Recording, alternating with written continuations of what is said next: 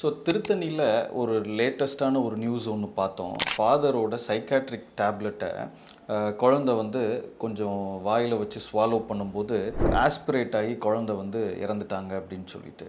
So இதில் ரொம்ப முக்கியமான விஷயம் நம்ம தெரிஞ்சுக்க வேண்டியது வந்து இந்த மெடிசின் இந்த மாதிரியான விஷயங்கள் வந்து குழந்தைங்களோட ரீச்சில் இருந்து எப்போவுமே வந்து ரொம்ப நம்ம தள்ளி வைக்கணும். அது இல்லாமல் ஒரு ப்ராப்பர் பாக்ஸ்டு கண்டெய்னரில் வந்து வச்சு யூஸ் பண்ண வேண்டியது ரொம்ப ரொம்ப முக்கியம்.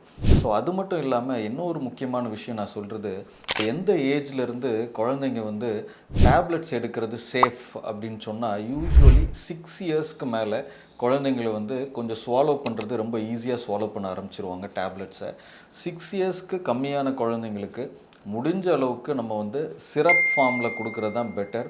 அதுக்கு மேலே சில ப்ரிப்ரேஷன்ஸ் வந்து சிரப் ஃபார்மில் இல்லை, டேப்லெட் ஃபார்மில் மட்டும்தான் இருக்குது, அந்த மாதிரி இருந்தால் அதை பவுடர் பண்ணி நீங்கள் சிறப்பாக மிக்ஸ் பண்ணி கொடுக்குறது சேஃபர்.